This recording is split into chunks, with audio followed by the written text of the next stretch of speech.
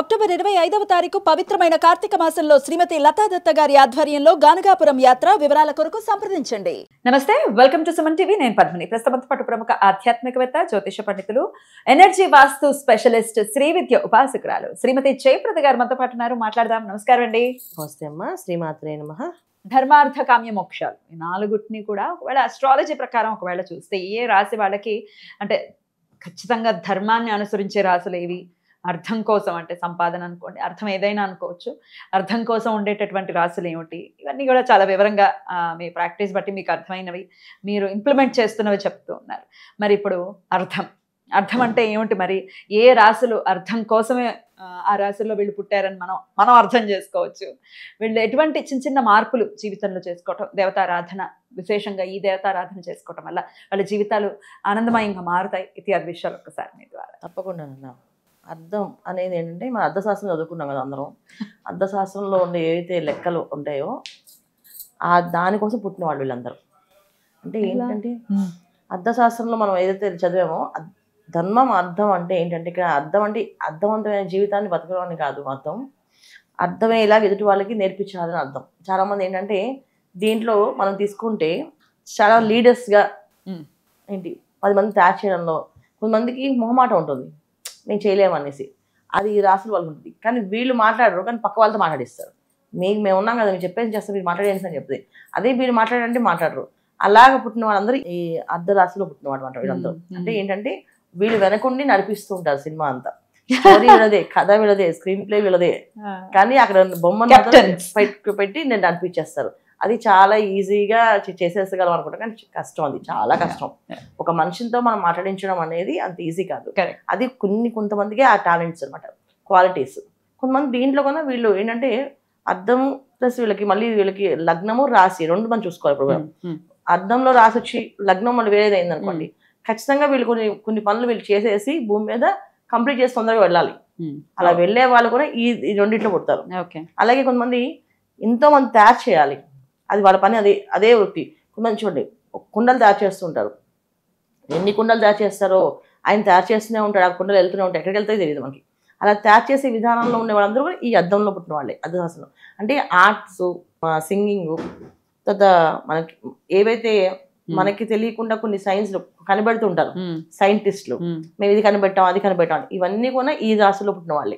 వీళ్ళందరూ ఏంటంటే పరిశోధన చేయడమే వీళ్ళ పని. శోధిస్తూ దాన్ని సాధించుకుంటూ వస్తుంటారు, శోధిస్తూ ఉంటారు. ఆ శోధించడంలో వీళ్ళు గరిష్ఠులు అనుకోవచ్చు అన్నమాట. ఇంత నిష్ణాతులు ఎందుకు అయ్యారంటే వీళ్ళు ఖచ్చితంగా శోధించడం వల్ల వాళ్ళు జరిగింది. దీంట్లో అర్ధరాశులు వీళ్ళు అందరూ. ఈ అర్ధరాశులు అంటే ఆ డబ్బు అనేది బై ప్రొడక్ట్ వీళ్ళకి. వీళ్ళు డబ్బు కోసం ఏది కష్టపడట్లేదు, ఆటోమేటిక్గా బై ప్రొడక్ట్ వీళ్ళకి వస్తూనే ఉంటుంది. అడవిలో ఉన్న వీళ్ళకి అన్నం ఆహారం దొరికేస్తుంది, ఎందుకంటే వీళ్ళ అర్ధశాస్త్రం అది అర్ధరాశిలో ఉంటారు కనుక. సో అందుకని ఏంటంటే డబ్బు సంపాదించాలని కొంతమంది ఏముంటారు అంటే నేను డబ్బు సంపాదించాలనుకుంటా, ఆ డబ్బు మీద పరిగెడతా చూడు, అక్కడ ఆగిపోతారు వాళ్ళు. డబ్బు కోసం పరిగెట్టకూడదు, డబ్బే వెనకాల పరిగెడుతుంది. అంటే వీళ్ళ దగ్గర ఉన్న టాలెంట్ వదిలేసుకొని వీళ్ళు ఏదో చిన్న ఉద్యోగం చేసుకుంటూ మాకు నెలకి ఇంత శాలరీ వస్తే చాలు, మేము ఇలా బతికేస్తాం, అమ్మ ఎక్కువ వద్దండి. కానీ వాళ్ళ ఉన్న పెద్ద టాలెంట్స్ ఉంటాయి, అవేమో పక్క వాళ్ళకి ఏదో ఫ్రీగా హెల్ప్ చేస్తుంటారు. కానీ దాన్నే ఒక టాలెంట్గా మనం పెట్టుకోవచ్చు అని సంగతి తెలియదు. చాలా మంది రైటర్స్, సింగర్స్, యాక్టర్స్, ఆల్మోస్ట్ మనకి 90% పీపుల్ ఈ అర్ధరాశిలో పుట్టిన వాళ్ళే వీళ్ళందరూ. అంటే మనం ఎవరైతే టీవీ రంగంలో కానీ ఫేమస్గా చూస్తున్నామో వాళ్ళది ఒక ఫేమస్గా వాళ్ళ పక్కన ఫోటోలు దిగాలని కానీ వాళ్ళొక మనకి గొప్పగా వాళ్ళ ఇన్స్పిరేషన్ గా తీసుకోవడం, వాళ్ళ ఇన్స్పిరేషన్ మనం తీసుకొని మనం బతకాలనుకోవడం. కానీ ఇప్పుడు మనం అందరిని తీసుకుంటే, మనం చాగంటి కోటేశ్వరరావు గారిని తీసుకుంటే వీళ్ళందరూ ఈ రాశిలో పుట్టిన వాళ్ళే. ఎందుకంటే వాళ్ళు మాట్లాడుతూ ప్రభావితం చేయగలుగుతారు. ఈ ప్రభావితం చేసే వాళ్ళందరూ కూడా ఈ అర్ధరాశిలో పుట్టిన వాళ్ళే ఈ ఇన్ఫ్లుయెన్స్ చేయగలుగుతారు. ఖచ్చితంగా వీళ్ళందరూ ఆ టైప్ అలా ఉన్న వాళ్ళు మాట వీళ్ళందరూ.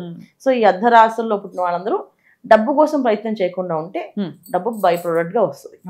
ఇంతకీ ఏ రాశులు అండి అవి? వృషభ రాశి.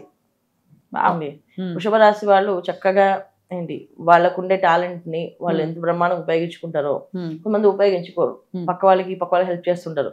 ఏంటంటే వీళ్ళకి కొంచెం జాలి గుండె ఎక్కువ, దయ ఎక్కువ. సరే పోలే వాళ్ళు ఏది చేసుకొని చెప్పి అని అనుకునే వాళ్ళు ఉంటారు. దీంట్లో వృషభ రాశి వాళ్ళు తీసుకోవచ్చు, మన తర్వాత మళ్ళీ కన్యా రాశి వాళ్ళు తీసుకోవచ్చు. కన్యా రాశి వాళ్ళు, తర్వాత మకర రాశి వాళ్ళు. ఈ 3 రాశులు కూడా చాలా మందికి అర్థం అవ్వరు వీళ్ళు.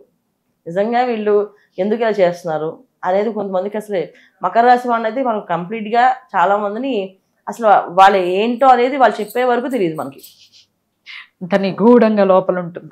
అలా ఉంటారు వాళ్ళు అంతే. ఆ రాశి తత్వం అది అటువంటిది. ఆ తత్వం కూడా అలాగే ఉంటుంది, వీళ్ళ ఆలోచన విధానం కూడా అలాగే ఉంటుంది. వాళ్ళ మనసులో ఏం ఆలోచిస్తున్నారో ఏం చెప్తున్నా అనుకుంటున్నారో అనేది ఎవరికి తెలియకుండా ఉంటుంది. సో ఏంటంటే వీళ్ళందరికీ మనం చెప్పాల్సిన విషయం ఏంటంటే, ఎందుకు చెప్తున్నాం అంటే వీళ్ళకి డబ్బు అనేది ఎలాగైనా వచ్చేస్తుంది, వాళ్ళు ఎక్కడ కూర్చొని వస్తుంది. కాకపోతే ఏంటంటే వీళ్ళకున్న టాలెంట్ని వాళ్ళు దాన్ని గుర్తించకుండా దాన్ని కొంచెం సోమర్థనంగా వదిలేయడం వల్ల, నెగ్లిజెక్ట్ చేయడం వల్ల, అంటే నేను నా వల్ల కాదు అని చెప్పి అనుకోవడం వల్ల వీళ్ళు వెనకపడతారు. చాలా మంది వెనక్కి ఉంటారు. ఇప్పుడు వృషభ రాశి వాళ్ళు కొంచెం ఫాస్ట్ గా ముందుకు వెళ్ళినా, కన్యా రాశి వాళ్ళు కాస్త ఏదో అటు ఇటు చేసుకుని వెళ్ళినా, మకర రాశి వాళ్ళు వెళ్ళరు, స్లోగా వెళ్తారు. ఎందుకంటే ఇది వృషభ రాశి మనకి శుక్రుడు ఒక నక్షత్రం కనుక ఆకర్షణ శక్తి ఎక్కువగా ఉంటుంది, ఆటోమేటిక్గా లాక్కెళ్ళిపోతుంది. ఏదో పని మనం చేయమన్నా చేపించుకెళ్తారు. కన్యా రాశి వచ్చి బుధుడు కనుక ఖచ్చితంగా ఏదో ఒక ఆలోచనతో బుద్ధి బలంతో ముందుకు వెళ్ళే అవకాశం, కమ్యూనికేట్ చేసి వెళ్ళిపోతారు. ఇక మకర రాశి వచ్చేవాడికి ఏమైంది, అక్కడ శని భగవాన్ కనుక కొంచెం స్లో అండ్ స్టడీగా వెళ్ళే అవకాశం కనుక తొందరగా బయటపడరు. తొందరగా అసలు అడిగేది ఏంటి, నేను వీళ్ళు అడిగేది ఏంటి, వీళ్ళు చెప్పేది ఏంటి, నాకు వీళ్ళు చెప్పేది ఏంటి అనే తత్వంలో ఉండే లక్షణం వల్ల మకర రాశి వాళ్ళు ఉంటారు. ఈ తత్వాలన్నీ ఉండడం వల్ల వీళ్ళు ఏంటంటే ముందుకు వెళ్ళారు. ఇది అర్ధరాశులు అనమాట. ఈ అర్ధరాశులకి లగ్నాలు మళ్ళీ వేరేగా పడితే మళ్ళీ వాళ్ళ జీవితం వేరే ఉంటది. అంటే మోక్ష లగ్నాలు పడిన అర్ధ లగ్నాలు, అది ధర్మ లగ్నాలు పడినా కామ్య లగ్నం పడినా అది ఇంకా సూపర్. ఇప్పుడు అర్థం కామ్యం రెండు కలిసి వచ్చాయనుకోండి, అది ఇంకా అద్దరిపోతుంది అనమాట వాళ్ళ లైఫ్. వాళ్ళు ఖచ్చితంగా మనం చెప్పే మాటలో మనం చెప్పే విషయాలు వినే టైం కూడా ఉండదు వాళ్ళకి, అంత బిజీగా ఉంటారు. అయితే లగ్నాలు ఏం పడ్డాయని చూసుకోవాలి, లగ్నాలు చూసుకోవాలి, అలాగే రాశులు కూడా చూసుకోవాలి. కొంతమంది లగ్నాలు అవి మకర లగ్నం ఉంటుంది, రాశి ఏది ఉంటుందో చూసుకోవాలి. లగ్నం వేరు రాశి వేరు ఉన్నప్పుడు, కొంతమంది లగ్నము రాశి ఒకటే అయినప్పుడు మాత్రం ఖచ్చితంగా వీళ్ళు మార్పు అనేది చేసుకోవాలి. ఎటువంటి మార్పులు ఖచ్చితంగా ఉంటే కనుక వీళ్ళ లైఫ్ కి వీళ్ళు కింగ్ మేకర్స్ గా ఉంటారు అని మీరు చెప్తున్నారు. వీళ్ళు కూడా కింగ్స్ గా మారాలి అని అంటే మరి ఏం మార్పులు చేసుకోవాలి? ఖచ్చితంగా వాళ్ళలో ఉన్న ఏవైతే దాగున్న శక్తి ఉందో ఆ శక్తిని బయట తీసుకురావాలి. అన్ని టాలెంట్స్ ఉంటాయి కదా, ప్రతి ఒక్క మనిషికి టాలెంట్ ఉంటుంది. ఆ టాలెంట్ ని బయట తీసుకెళ్లే శక్తి, కమ్యూనికేట్ చేయగలగాలి. నాకు ఇది ఉంది, చేస్తాను, కొంచెం కష్టమైనా నేను చేయాలి అని దాని పట్టుదలతో కృషి చేస్తే ఖచ్చితంగా సాధిస్తారు. పట్టుదల తక్కువ ఉంటుంది, వదిలేస్తారు సరే అని చెప్పేసి. ఎందుకంటే తత్వం అటువంటిది, సరే చూద్దాం అయితే అవుతుంది అని. వృషభ రాశి వాళ్ళు అనుకోండి, తామరాకు మీద నీటి బొట్టులాగా ఉంటారు వాళ్ళు. అసలు మనం పెట్టి తోసినా సరే కొంతమంది కదలరు, నేను చేయలేను, నాది ఇంతే, ఇదే లైఫ్, నాకు ఇదే బోర్డర్ గిరిగీసుకొని ఉంటారు, ఆ గిరిగిలో ఉండిపోతారు. ఇంకా కన్యా రాశి వాళ్ళు అంటే రేపు నుంచి చేసేస్తా అంటారు. ఆ రేపు అనేది ఎప్పుడు వస్తుందో తెలియదు వాళ్ళ లైఫ్లో. వాళ్ళు రేపు అని చెప్తుంటారు మనకి, రేపు నుంచి నెక్స్ట్ అదే మీరు చెప్పినట్టు చేసేస్తారు రేపటి నుంచి అంటారు. అవును. ఇక మకర రాశి వాళ్ళు నోరే ఇప్పరు, అసలు ఆలోచిస్తూ ఉంటారు. నిజంగా నా దగ్గర ఏం టాలెంట్ ఉందో, వీళ్ళేం కనిపెట్టారో అని చెప్పి ఇంకా ఆలోచిస్తుంటారు. వాళ్ళు రెండో టాలెంట్ వాళ్ళే గుర్తించుకోరు. దేవతారాధన చూసుకున్నప్పుడు అన్నిటికంటే వీళ్ళు దేవతారాధన ఏంటంటే దుర్గా అమ్మవారిని ఎక్కువ ఆరాధించడం. ఎందుకంటే తల్లికి తన బిడ్డకి ఏ శక్తి ఉందో తెలుస్తుంది. నా బిడ్డ ఎటువంటి వాడు, వీడికి ఇంత టాలెంట్ ఉంది అని చెప్పి శక్తి తెచ్చే ఒకే ఒక భూమి మీద ఉన్న తల్లి ఎవరంటే అమ్మవారి. అంటే మన ఇంట్లో మన అమ్మ ఏంటి, కానీ లోకానికి అన్నిటికీ ఆవిడే మాత. సో దుర్గా అమ్మవారి ఆరాధన చేయడం వల్ల వీళ్ళకి విపరీతమైన ఉపాసన, దుర్గా సప్తశ్లోకి పారాయణ చేయడం, దుర్గా మంత్రాన్ని చేయడం, రెండూ రావండి. దుర్గా అమ్మవారు ఎదురుగుండా కూర్చొని నాలో ఉండే టాలెంట్ ఏదైతే ఉందో అది గుర్తించాలమ్మా నేను అని చెప్పి ఆవిడ్ని స్మరణ చేస్తూ కూర్చోవడం బయటకు వస్తుంది. ఖచ్చితంగా వీళ్ళు సాధించగలుగుతారు. ఆటోమేటిక్గా వాళ్ళ లైఫ్లో సాధించవలసిన విషయాలన్నీ కూడా వస్తాయి. కాకపోతే ఏంటంటే స్థిరత్వం కావాలి వీళ్ళకి, స్థిరంగా కూర్చొని చేయాలి. అది ఒక్క 10 నిమిషాలు మనకి స్థిరత్వం ఉండదు, వీళ్ళకి పరిగెడుతూనే ఉంటారు హడావిడిగా. అది మానేసి స్థిరత్వంగా ఉండాలి. ఆ స్థిరత్వాన్ని తెచ్చుకొని కూర్చొని అమ్మవారి ముందు ధ్యానం చేసుకుంటే కనుక ఖచ్చితంగా వాళ్ళలో ఉన్న టాలెంట్ బయటకు వస్తుంది. వీళ్ళ జీవితంలో అర్థం, అసలు భూమి మీద ఎందుకు వచ్చాం, ఏ పని చేద్దామని వచ్చామని తెలుస్తుంది వాళ్ళకి. అద్భుతం అండి, చాలా బ్యూటిఫుల్గా ఎక్స్ప్లెయిన్ చేశారు. ఇక నెక్స్ట్ వీడియోలో కామ్యం అంటే ఒకటే అనుకుంటారు, కాదు, కోరిక ఏదైనా కూడా కామ్యమే. అవును, చక్కటి భర్త రావాలనుకోవటం, చక్కటి సంతానం కలగాలనుకోవటం అన్ని కామ్యాల కిందకి వస్తాయి. ఈ కామ్యానికి సంబంధించిన రాశులు ఏమిటి, మరి వాళ్ళు ఎటువంటి విధి విధానాలని ఖచ్చితంగా జీవితంలో మార్చుకోవటం అనుకోవచ్చు, ఖచ్చితంగా పాటించాల్సినటువంటి విషయాలు అనుకోవచ్చు. ఇవన్నీ మీరు నెక్స్ట్ వీడియోలో వివరిస్తే తెలుసుకుంటాం. తప్పకుండా. థ్యాంక్ యూ అండి. నమస్తే. నమస్తే. శ్రీమాత్రే నమః.